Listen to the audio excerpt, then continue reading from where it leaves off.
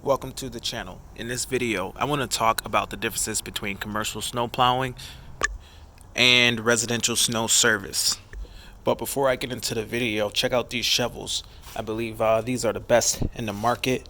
You can order these on Amazon. They're called the Snow Plow. They really don't wear out. We've been using these for years. Got a bunch of them over here. They sell a big 48-inch version. As you see right here, it's really long, 36 inches, 24 inches. That's pretty much what we use. But anyway, let's get into the video. Alright, so you probably guessed that you can make a lot more money with commercial snow plowing compared to residential snow service.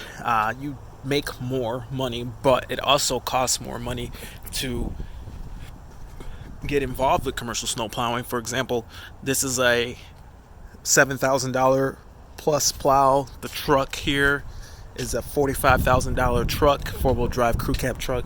Really, the shorter trucks are a lot easier to maneuver, but then you got a spreader. This salt spreader, this is really a small salt spreader. It's only a 1 yard, but this little 1 yard salt spreader was $3,600. So there's a huge barrier to getting into snow, commercial snow. But at the same time, you can make a lot more money with a lot less work.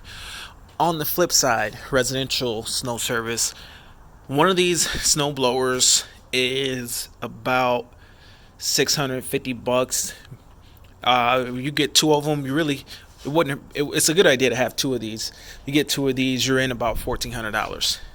Two snow blowers, and that is enough to do a good. It depends. You could do 40 houses with two of these, 30 houses, 40, 50. Depends on, a lot of it depends on density. So make no mistake, you can make good money with residential snow. But the thing about the big difference with commercial and residential, and what really makes commercial plowing better than residential as far as money is concerned, or how much you make, is the idea of a opening in the morning. Having that morning opening is really what sells the job. You're going to get there on time. It really is a limiting factor because you have to kind of schedule things so that you can make it to these openings on time. You can't get 30 lots that open up at 9 a.m. You can get a couple that open around that time if they're close to each other. You can mix in some afternoon openings, things like that. But for me, and the reason that it's been so good is because when we have 1 inch of snow, well, the way I've set up my contracts, and I also have some contracts, and I also do some subcontracting work. The ones where I have the contracts myself are a lot more lucrative than the ones where I do the subcontracting work. There's nothing wrong with doing subcontracting work, but it's just a way to get out there. Getting your own contracts is ultimately the best way to go. But having that starting opening means that during a storm where it snows for a long period of time, I'm potentially going to be on that property 2 times in one day, and I'll charge for both visits. Also, with the salting portion of the business, it gives you a lot more opportunities to make money. And we have our big salt spreader right here, but I started salting with this guy, this little walk behind salt spreader, and I've gotten a couple years on it. This is, I think, the 2nd year with this spreader, and it still works. I mean, it can back me up for if that big one broke down. This could back me up, and honestly, I don't mind using it. I mean, I've gotten so used to using it that for a lot of salting jobs, I still break it out and use it because it does a really good job. Being that it's so small, I'm able to really see what I'm doing a lot better compared to the bigger salt spreader. But anyway, having the opportunity to salt is just as big of a business as plowing. The salting alone gives you probably more revenue than the plowing.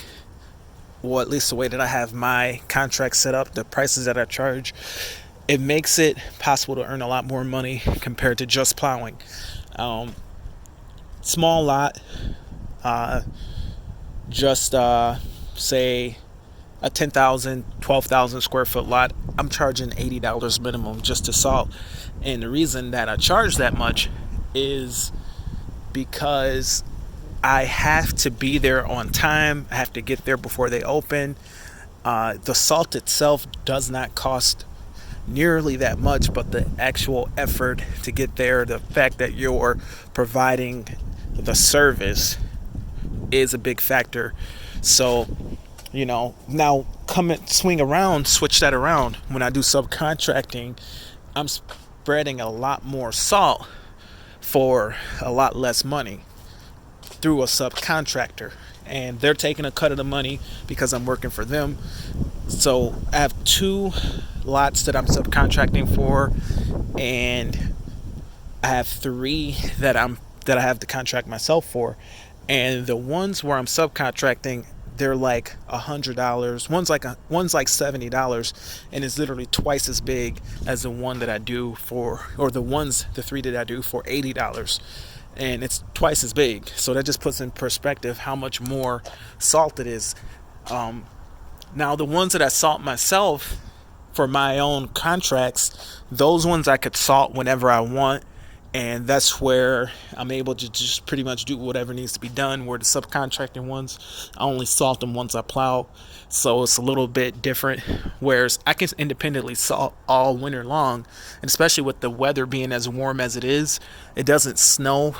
Lately it hasn't snowed that much, but we'll get little storms here and there that'll just be salting, where it'll be icy or whatever now. And my contracts have it set up for my own discretion to salt when I feel like it's necessary. So that's kind of how commercial plowing is better, because you get your plowing, you get your salting. There's pros and cons to both. With the residential snow service, the benefits to this is the cost of entry. When I started with residential snow service, I didn't even have a snow blower. I started with just a shovel that I found somewhere that I got for free, whatever. I think a shovel was literally laying in the street somehow, and I picked it up, and that's how I started residential snow service. So, the cost of entry is much lower for residential snow, and that just goes to show, like, it's a good place to start. Maybe you're not going to start plowing. I know I certainly didn't start snow plowing. It took a little while for me to get enough money and enough experience and things like that to plow. It didn't come overnight, but you have to start somewhere, and you have to build from some kind of base. And the residential snow, you can start. The good thing about residential snow is you can start today. Like, you could flip the switch and say it could be mid-season, and you can start right now. You could start with a shovel like this if you had to, whatever. You could order some of those snow plow shovels. Those shovels are probably like $40. You can go to the store, buy a cheap shovel, whatever, and you can start tomorrow. You can knock on doors. Whereas with commercial snow plowing, it takes a little while to actually get going. My first year with the plow, I remember I had a brand new truck. It wasn't this truck, it was a truck before this. I had a brand new truck and a brand new plow. It had the Western whiteout, and not the Fisher. This is the Fisher XLS, but I had the Western whiteout my first year, and I remember riding around town with no accounts because I had just got the plow. It was kind of last minute, late in the season, and I didn't have any lots. I didn't have any commercial lots, and I just remember everybody was out plowing with their old trucks, and I had a brand new plow truck with no snow plowing accounts. And all I did was, because I just had a ton of residentials. I think honestly that time I didn't even have too many residentials at that particular time. But now, we're actually using the plow for what it's made for. But just the fact that even from a business standpoint, here's our residential truck right here, our residential snow service truck. A cheap truck for like $36,000, $4,000, whatever, however much you spend on the truck, and a couple snow blowers and a couple shovels, and you're making money. Versus snow plowing, where it's going to cost a bit more. It's going to be a bit more of a financial financial expense to get into snow plowing. So that's kind of the pros and cons. Well, the way I've set it up this year is I did all my residentials as prepaid. I was thinking that a lot of people were going to drop off. They did not. And I did all my commercials as pay per push, and they have salting. So it all kind of balanced out. The residentials provided me with revenue in the event that it did not snow, which this year we're in January and we got one snowfall early in the season, early November. It kind of worked out nice because a lot of people were like on the fence about paying for prepaid snow. We got slammed in early November with a huge storm, and people freaked out and they got their prepaid snow taken care of compared to then after that big storm hit, everyone paid up the money and then it didn't snow again. So I was thinking that I would take a big hit, but I think just because of the weather and different circumstances, people finally started. People got on board